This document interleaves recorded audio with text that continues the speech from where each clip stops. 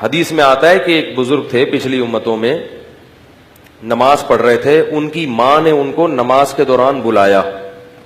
وہ پریشان ہو گئے کہ ایک طرف میری نماز ہے اور ایک طرف ماں کا تو پکار کا جواب دینا ہے.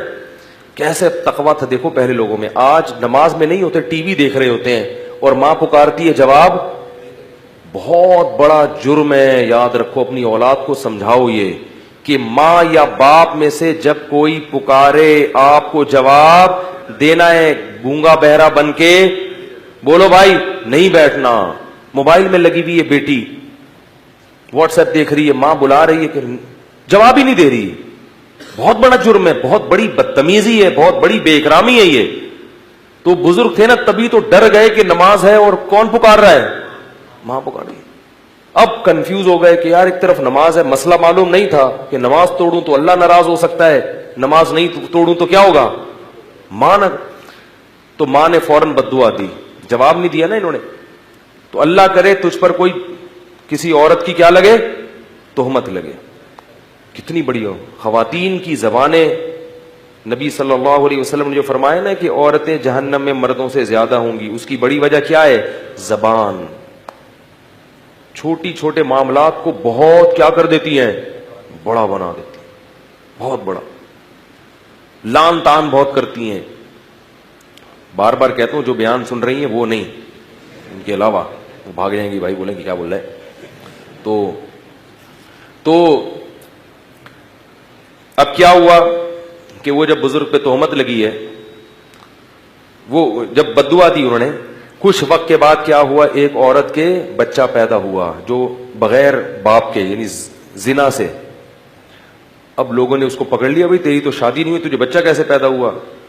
تو اس نے فوراً تہمت لگا دی اس بزرگ پہ, جھوٹی تہمت. اس یہ جو صوفی بنا پھرتا ہے نا, ایسے نماز روزے میں لگا ہے ہر وقت, یہ ہے. لوگ میں سینس تو ہے نہیں کہ بھائی کوئی بھی دشمنی میں لگا سکتا ہے, کوئی بھی اپنے اصل مجرم کو بچانے کے لیے بھی کسی پہ کوئی دشمنی نہیں ہوتی, لیکن اصل جو ہے نا اس سے تو دوستی ہے, وہ بچ جائے. ان کو پکڑ کے ان کی عبادت گاہ کو گرا دیا, اور جو ان کو توہین کر سکتے تھے کرے. بےچارے بڑے, ان کو یاد آیا کہ یہ کیا تھا, میری ماں کی بددعا. حدیث میں آتا ہے کہ بچپن میں کوئی بھی نہیں بولتا سوائے 3 بچوں کے, ان میں ایک یہ بھی تھے. جب بہت زیادہ ہو گیا تو اللہ کو ان پہ ترس آیا, تو ماں کی گود میں بچے نے گواہی دی کہ میں اس کا بیٹا نہیں ہوں. پھر ایک شخص کا بتایا کہ وہ ہے جس نے زنا کیا ہے میری ماں کے ساتھ. پھر لوگوں نے اور زیادہ عقیدت میں ہاتھ پاؤں چومنا اور کہا کہ ہم سونے کا بنا دیں گے آپ کا محل. انہوں نے کہا نہیں, سونے کا نہیں, مجھے مٹی کا ہی بنا دو. تو اس سے پتا چلتا ہے کہ ماں کی بددعا کا اثر, بولو بھائی, بہت جلدی ماں کی بددعا کا اثر ہوتا ہے. تو اس طرح پتا چلتا ہے کہ ماں کی دعا کا اثر بھی جلدی ہوتا ہوگا یقیناً. تو اس لیے والدین کو خوش کر کے ان کی دعائیں لینی چاہیے, اور والدین کو چاہیے اگر کبھی اولاد سے کمی کوتاہی ہو گئی ہے تو بددعا, بہت بڑا جرم ہے یہ, اس سے ماں باپ کو بھی سزا ملے گی کہ اتنی سی بات پہ بددعا دی کیوں تم نے. تو اسی وجہ سے امام ابو حنیفہ رحمہ اللہ تعالی نے اس حدیث سے استدلال کیا کہ نفل نماز اگر آپ پڑھ رہے ہیں اور والدین آپ کو پکاریں تو نماز توڑ کر ان کا جواب دینا چاہیے. ٹی وی دیکھتے ہوئے جواب دینا کیوں واجب نہیں ہوگا, واٹس ایپ پہ بیٹھے ہوئے کیوں واجب نہیں ہوگا. بے شک آپ وہ بات نہ کریں, آپ کچھ عذر کر لیں کہ میں مصروف ہوں, یہ ہوں, لیکن گونگے بن کے بہرے بن کے نہ بیٹھیں. اور یہی حکم باپ کا بھی ہے, ماں کا بھی ہے, دادا کا بھی ہے, نانا کا بھی ہے, دادی کا بھی ہے اور نانی کا بھی ہے. دادا دادی نانا نانی میں سے کوئی آپ کو پکارے تو آپ دیکھو, پولیس والا آپ کو بلائے نا, آپ کے لیے جانا واجب نہیں ہے, وہ خود ہی اٹھا کے لے جائے گا آپ کو. آپ کے لیے جواب لبیک کہنا واجب نہیں ہے, خود ہی اگلی کال پہ آپ کو موبائل آئے گی اور اٹھا کے لے جائے گی. دادا بیچارہ اٹھا نہیں سکتا آپ کو, وہ بوڑھا آدمی ہے, اس لیے ان کے احسانات بھی زیادہ ہیں.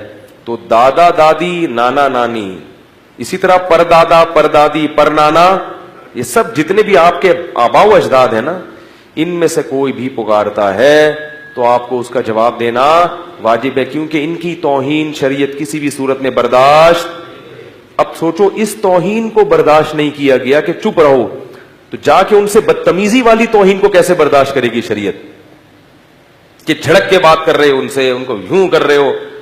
یہ جو غیر مسلم قومیں ہیں نا، ان میں بالکل احترام نکل گیا. مجھے لوگ بتاتے ہیں نا، مختلف ملکوں سے لوگوں کی کالز آتی ہیں، بتاتے ہیں ہندوستان میں بھی ہندوؤں میں یہ جو سسٹم ہے نا تباہ ہو گیا بالکل. پہلے ہندوؤں کا بھی فیملی سسٹم کچھ اچھا تھا، کچھ تھوڑا سا بوڑھوں کا احترام تھا، وہاں بھی کیا ہو گیا؟ ختم. تو اللہ کے بندو، ہم مسلمان ہیں، ہمارے پاس تو اللہ کی کتاب ہے، ہمیں اس کتاب کو فالو کرنا ہے. گھر میں کوئی بوڑھا ہے، دادا دادی، تو صرف اس کی کیئر نہیں کرنی ہے. لوگ سمجھتے ہیں صرف اس کا علاج معالجہ کرنا ہے، اس کو عزت دینی ہے. اسے سمجھائیں یار، اس کو کیا کرنا ہے؟ عزت دینی ہے، عزت. لوگ کرتے ہیں کہ بھئی دادا بیمار ہیں تو چلو ٹھیک ہے، ایک لگا دیا ایک نوکر کے، یار دیکھو ان کا ذرا پیمپر ویمپر چینج کر دیا کرو. اتنا کافی نہیں ہے، اس کو کیا کرنی ہے؟ عزت دینی ہے. وہ بات کر رہا ہوں تو بیٹھ کے آرام سے سننی ہے، چاہے سمجھ میں آئے نہ آئے. تو یہ بڑا مسئلہ ہے کہ آج گھر میں بوڑھوں کی عزت ختم ہو گئی ہے. یہ بہت خطرناک بات ہے، اس پر اللہ کی طرف سے عذاب آئے گا، دنیا میں بھی اور آخرت میں بھی.